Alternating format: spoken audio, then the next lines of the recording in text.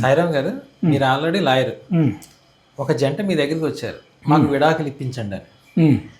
మీరు లాయర్గా ఆలోచిస్తారా, ఒక జ్యోతిష్ శాస్త్రవేత్తగా ఆలోచిస్తారా? వాళ్ళ విడాకులు ఇప్పించడానికి ప్రయత్నం చేస్తారా, లేదా కలపడానికి ప్రయత్నం చేస్తారా? అసలు దీంట్లో విభేదించి ఇబ్బంది పెట్టే అంశం అయితే ఏమీ లేదు.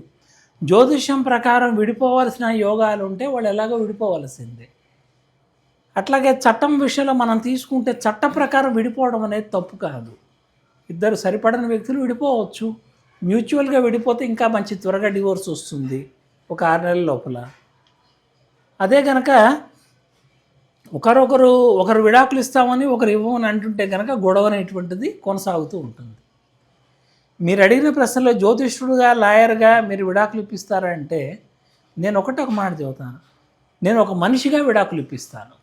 ఈ రెండు కూడా కాదు. ఎందుకనంటే కొంతమంది ఒక అబ్బాయి ఒక బ్రహ్మరాక్షసి లాంటి అమ్మాయిని చేసుకుంటాడు, అప్పుడు విడాకులు ఇప్పిస్తాను. అలాగే ఒక అమ్మాయి ఒక కరికాల భైరవుడు లాంటి వాడిని పెళ్లి చేసుకుంటుంది, అప్పుడు విడాకులు ఇప్పిస్తాను. దుర్మార్గం అనేది ప్రబలిపోయినప్పుడు మనం ఎప్పుడైనా కూడా నాతి చరితవ్య నాతి చరామి అర్ధేచ మోక్షేష కామేచ ఇవన్నీ చెప్తారు కదా వివాహంలో. అది ఎప్పుడు వాడిలో దుర్మార్గం లేనప్పుడు. ఇప్పుడు మనం పాటిస్తున్నది ఈ కాలంలో మనుస్మృతి కాదు, పరాశర స్మృతిని మనం పాటిస్తున్నాం.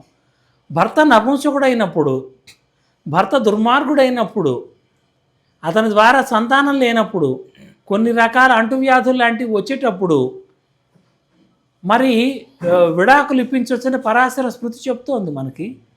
అది స్త్రీకైనా పురుషుడికైనా వర్తిస్తుంది. మరి ఇక వీరు కలిసి జీవించడం అనేది దుర్భరం అవుతుంది అనుకున్నప్పుడు ఎందుకు ఇప్పించకూడదు? 100% ఇప్పిస్తాను, ఇప్పించాను.